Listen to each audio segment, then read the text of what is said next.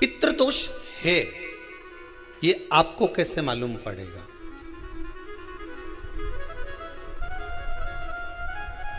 पितृ भूखे हैं, इसका तो वर्णन हमने पहले कर दिया कि रात्रि को जब आप सोने के बाद में 1-1.5 घंटे बाद अगर आपकी नींद खुल जाए, 1 घंटा 1.5 घंटा आप सो लिए, उसके बाद जो नींद खुली तो 1-1.5 घंटे तक अगर आपको नींद नहीं आ रही है, रात्रि को सोने के बाद में 1 घंटे बाद जब उठे तो आपको प्यास लग गई, भूख लगने लगी, प्यास लगने लगी कि मेरे को पानी पीना पड़ेगा, घबराहट हो रही, पानी पीना पड़ेगा। 1-1.5 घंटे सोने के बाद अचानक नींद खुले और आपको प्यास लगे, समझ लेना आपके पितृ भूखे हैं और प्यास है।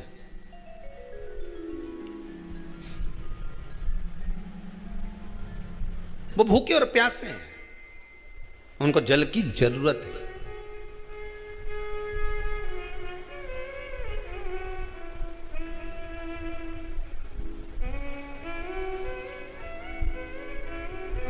किसी भी नदी में, सरोवर में, कुंड में, बावड़ी में, तालाब में, आप तीर्थ में जाकर जब स्नान करते हैं तो स्नान करने के बाद एक काम का नियम बना लो कि अपने हाथ की अंजलि में जल लेकर अपने पूर्वजों को देना। प्यासे रहते हैं, भाग मांगते हैं।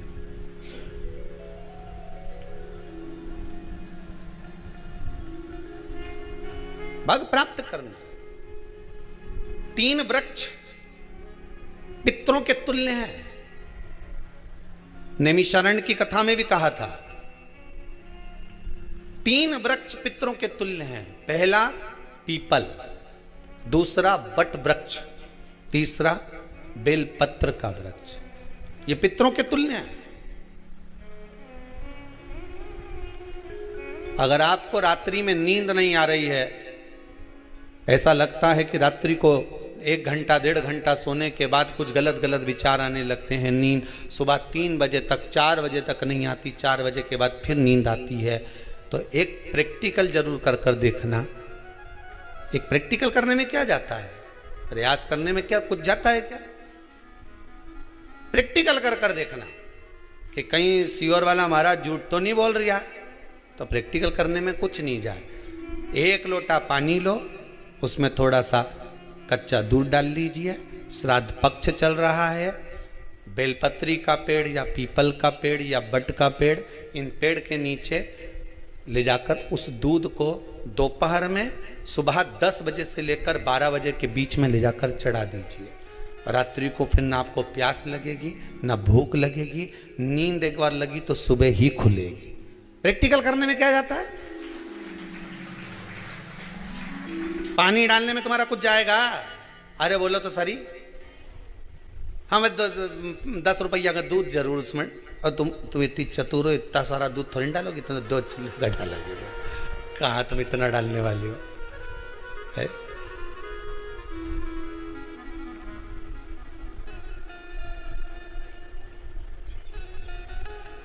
कहा बहुत चतुर लोग हो रहे संसार में हो। भले पूजन पाठ नहीं करे, पर कहीं का एकदम मिलने आ जाए ना, क्या अम्मा जी है क्या पाठ कर रही है, फिर वो भी बैठ गई तुरंत, अभी तो सोई थी।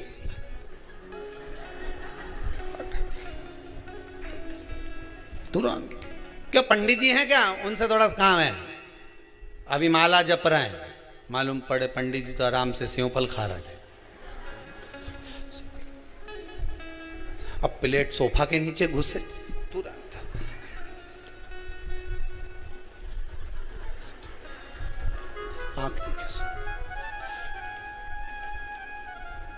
प्रैक्टिकल करने में क्या जाता है?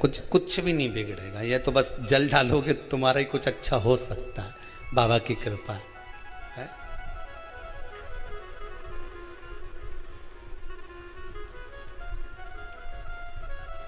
3 वृक्ष पितरों के तुल्य हैं। पहला जम के बोलिए पीपल, दूसरा बट वृक्ष, तीसरा बेलपत्री का वृक्ष। तीनों पीपल के वृक्ष में 52,000 ब्राह्मण एक साथ निवास करते हैं, इसलिए पितृतुल्य है। बट वृक्ष ब्रह्मा जी के मस्तक से बना, इसलिए पितृतुल्य है। और बेलपत्री का वृक्ष माता पार्वती जी के अश्रु से बना। जब आंसू गिरे थे माता जगत जननी जगदम्बा पार्वती के, उस समय पर पितृलोक में हलचल उत्पन्न हो गई थी। हमारी नातिन की आंख में आंसू कैसे आ गए? मैनावती की पुत्री है,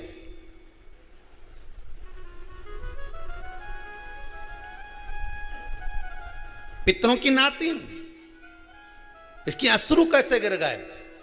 पार्वती जी ने कहा ये आंसू नहीं, मेरा पुण्य भाग प्रकट करती हूं बेलपत्री के रूप में। तो पितरों ने वर दिया था कि ये बेलपत्री का वृक्ष हमारा आशीर्वाद है, इसके नीचे अगर कोई दीप लगाता है, शिव को स्पर्श कर चढ़ाता है, उसके पितरों की शांति होगी, हम स्वयं उसको आशीर्वाद देने के लिए पधारेंगे। बेलपत्र का वृक्ष पितृतुल्य।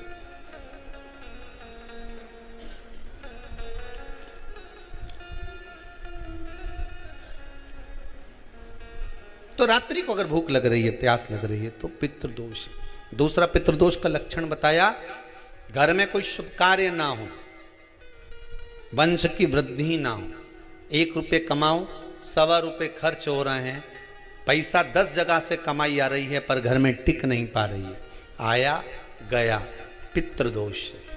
जरा सी कटोरी पड़ी है उसके पीछे विवाद चालू हो जाए, पानी ढुल गया उसके पीछे विवाद हो जाए, या छोटी छोटी बात में घर में क्लेश मचा हुआ है, पितृदोष है। समझ लो हमारे पूर्वज हमसे खुश नहीं है, प्रसन्न नहीं। कोई कहता है गुरुजी श्राद्ध बड़े बेटे को करना चाहिए कि छोटे को करना चाहिए?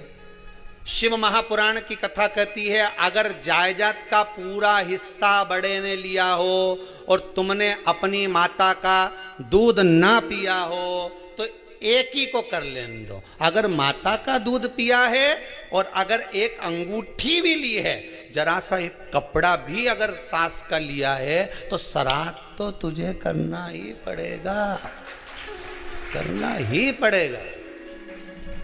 तूने मेरा दूध पिया है तो बिल्कुल जम के तो बोलो।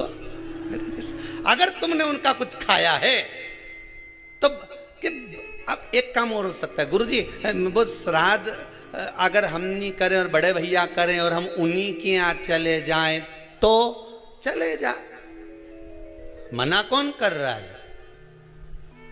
पूड़ी का तेल तू ले जा, खीर का दूध 2 थैली तू खरीद के ले जा। जितना वहां वो सेवा करे उतनी सेवा तुम करो। गलत है क्या? जायदाद का भी तो हिस्सा किया था।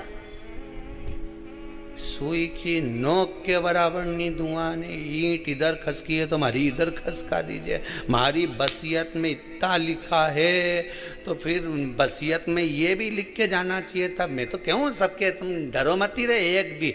जब छोरा छोरी के जब सब सामान, प्रॉपर्टी दो ना, जमीन दो ना, जायदाद दो ना, सारा सामान छोरा छोरी के दो, तो उनके लिख के भी जाओ कि हमारी श्राद्ध कर दे अच्छे से, नहीं तो भूतड़ी बन के सताऊंगी। देखिए श्राद्ध करो। कितना दिया तुमको? बोलो ईमानदारी से बोलना, कितना दिया? ढेरों। और एक बात बहुत अच्छे से कहूंगा, आप लोगों के जीवन में उतरे। अगर मायके में भाई, मायके में भाभी, मायके के लोग अगर आपके माँ बाप का श्राद्ध नहीं करते हैं तो बेटी भी अपने माता पिता का श्राद्ध कर सकती है। उसने भी दूध पिया है अपने माता पिता का, पर वो श्राद्ध का भोजन कौन कराएगा? बेटी का पुत्र हो, बेटी की पुत्री हो, वो कराए। और नाम वो नाना नानी का ले ले, करे। अगर वो नहीं कर रहे हैं, वो नहीं संभालते, वो नहीं जानते, तो आप करो तो करे। 2 भाग होते हैं। जब एक रोटी गाय के मुख में दी जाती है, गाय के मुख में जब हम रोटी देते हैं, एक रोटी जब देते हैं, या तो गाय के मुख में 16 श्राद्ध में जब रोटी देते हैं तो रोटी को बीच में से तोड़कर, रोटी का जो भाग होता है उसको, मतलब ऊपर से फुलका का परत नहीं निकालना है, रोटी जो सीधी सीधी है ना, जैसे ये रोटी है तो इसको बीच में से तोड़ लिया, 2 भाग विभाजित कर लिया, नीचे वाले भाग में भी थोड़ा सा गुड़ शक्कर रख लिया, ऊपर वाले भाग में भी गुड़ शक्कर रख लिया, एक के ऊपर एक रोटी को रख लिया, वो गाय को दी। तो अपन श्राद्ध पक्ष में 2 पूड़ी का प्रमाण है कि गाय को 2 रोटी दी जाती है, कुत्ता को 2 रोटी दी जाती है। 2 पूड़ी रख के देते हो, देते आप लोग तो देते होगे, 2 पूड़ी के ऊपर पूड़ी रखकर, थोड़ा सा मीठा रखकर, नमकीन रखकर, कुत्ते को भी देते, 2 पूड़ी तोड़कर कागा को भी देते। 2 पूड़ी का प्रमाण कहाँ से आया? 2 भाग रोटी के टुकड़े का प्रमाण कहां से आया? श्राद्ध पक्ष में ही ऐसा क्यों किया जाता है? बाकी के समय पर तो कोई ऐसा 2 पूड़ी का प्रमाण ही नहीं, पर श्राद्ध पक्ष में ये क्यों कहा जाता है कि पूड़ी के ऊपर पूड़ी रख दे, उसमें मीठा रख दे, खीर शक्कर रख दे, गाय को दिया, कुत्ते को दिया, कागा को दिया, ऐसे क्यों कहा जाता है? उसका कारण क्या होता है? उसका केवल एक कारण है, जो नारी ने भोजन का निर्माण करा है, जो घर की बहू भोजन बनाई है, जो घर की बेटी ने भोजन बनाया है, घर की माता ने भोजन बनाया है। महाराज, पिता पुरुष एक कुल को तारता है, बेटी 2 कुल को तारती है। जब श्राद्ध पक्ष में 2 भाग रोटी के कर कर गाय को देती है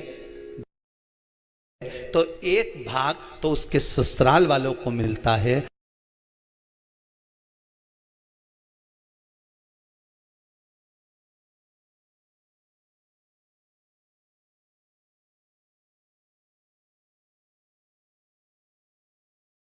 मायके को भी मिले, ससुराल को भी।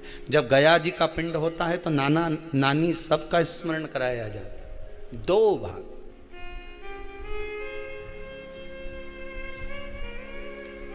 पुण्यता प्राप्त। अब लोगों को मालूम तो है नहीं कि 2 पूड़ी क्यों रखते हैं, उसका कारण वर्णित है शास्त्रों। दोनों पक्ष तारने के लिए, दोनों पक्ष का स्मरण कराने के लिए। महाराज, बिंदु प्रेत योनि में पड़ा, चंचुला देवी उनके मोक्ष का प्रयोजन कर रही है, प्रयास कर रही। क्या करा जाए कि इनको मोक्ष मिल जाए? कहा शिव महापुराण की कथा। पार्वती मैया की सहेली बन गई और पार्वती मैया ने शिव महापुराण में प्रेत योनि से मुक्त होने के लिए कहा, तुम रुका जी के यहाँ जाओ, देवऋषि नारद के पास जाओ। नारद जी ने तुमरुका जी के पास भेज दिया। क्यों? नारद जी जानते हैं मैं कथा नहीं कर सकता, मैं कथा सुन सकता हूं पर कह नहीं सकता। कहने के लिए मुझे बैठना पड़ेगा, सुनने के लिए हो सकता है कि मैं चले जाऊं, वापिस आकर बैठ जाऊं।